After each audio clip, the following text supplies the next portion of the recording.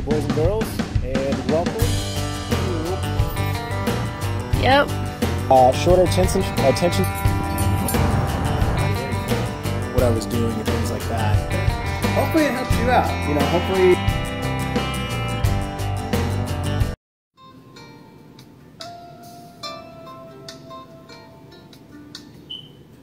Good morning, everybody. Happy Sunday.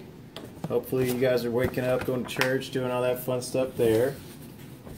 So yesterday I covered an overview of PTSD and your relationships, and today I'm going to talk a little bit about yourself and PTSD and how it affects you personally. And hopefully by the end of all this, you'll be able to see how they all interconnect and intertwine with each other. But before I do, just wanted to talk about a little bit of Honor 22 stuff. This Saturday we're going to be out at Government Canyon Park. We're going to do a little bit of a trail run. If you guys want, the first 5 people that sign up, I will pay for their parking. It is $6 to park, so you know, if you want to park for free, let me know.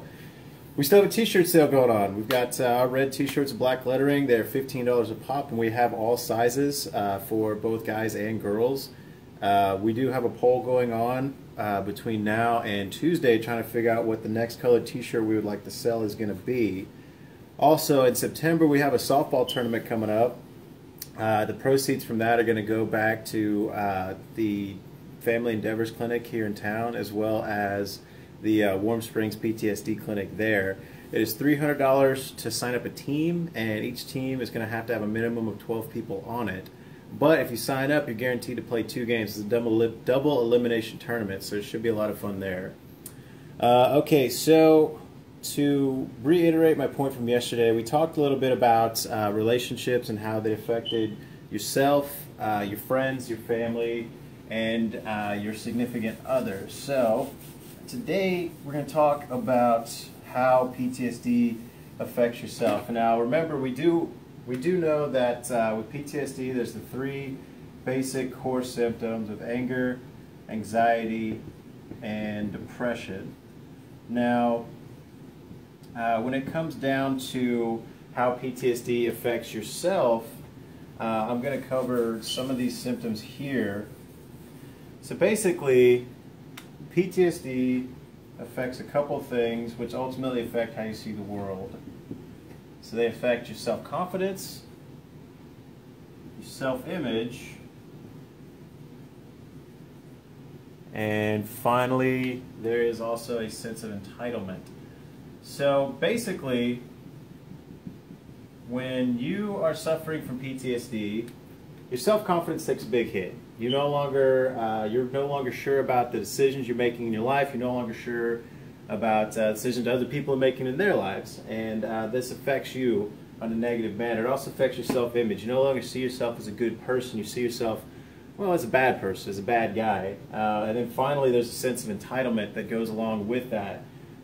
Which basically is, you weren't there, you don't understand my trauma, you don't know what I went through. Now all 3 of these things add up to affect how you view the world. Now how you view the world is how you view your relationships with your friends, your family, and your significant other, which is why I started with this one, because ultimately when it comes down to any relationship you have, it starts with yourself, and how you see yourself affects how you're going to how you're going to be able to have healthy relationships. Great example I brought up in the past before, my ex and I had a very toxic relationship, and a big part of that was while I was trying to figure out all of this PTSD stuff here, I had a very difficult time differentiating between what was PTSD and what was me. And unfortunately I let this run a lot longer than it should have, and that's a big part of why she's an ex. So, some of the bad things you can do when you're suffering from PTSD and you're trying to work on yourself, there's a thing called survivor's guilt, which basically is, why am I here? Why is the other person not? Letting this run rampant, letting that guilt take control of your life, will affect your self-image. Isolating and basically just separating yourself from other people will play into the depression part of your PTSD, because then you sit there and going, well, if someone truly loved me, they would come hang out with me. But on the other end of that coin, somebody invited you to hang out and you don't want to hang out. So isolating yourself is definitely a bad thing to do. And then of course we've got self self-medicating, which is something I used to do. Now, self-medicating is just basically drinking too much, doing drugs, things like that, just trying to forget about the problem, because ultimately the problem doesn't go away. The problem is only multiplied when you do this here. Because now, when your brain function is so low that you can only focus on one thing, it's going to focus on the most prevalent thing, and whatever that issue is going to come out while you're self-medicating.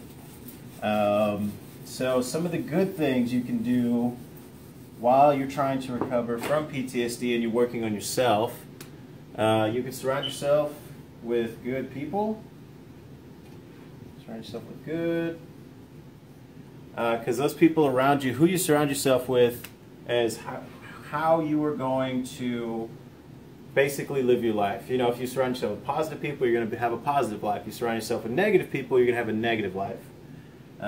Force yourself to do stuff. So basically, you need to get back out there. You have to force yourself to go and do the things you used to enjoy again. And you have to figure out if these are the things that are part of what you enjoy, or if they've changed over time. You also need to explore new hobbies. And exercise.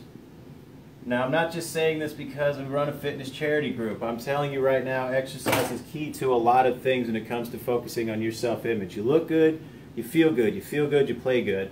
And that's where all this ties back into working on yourself. If you can work on your self-image, you start to build that up. You start to build your self-confidence. You start to change your views of how you see the world. You start to change your views of how you see the world. You start to have more positive relationships with your friends, family, and significant other. That's how they all tie into one another, which is why it is so important whenever you are struggling with PTSD, or even if you're struggling in your own life with whatever, the first thing you have to do is focus on you. I know it sounds weird, I know it sounds very selfish, but that is the absolute truth right there. For any sort of healthy relationship, you have to have a healthy you. You have to have healthy boundaries, and you have to have healthy standards that you live by. And that's one of the things that I've learned over the past year, is for me to be a better friend, a better son, and hopefully a better, lover one day, I have to be a stronger me. And all of that came back to how I dealt with this guy here. So, with that being said, I hope you guys learned a little bit today. And we are going to knock out some push-ups, and we are going to get out of here. So let me go ahead and erase me off.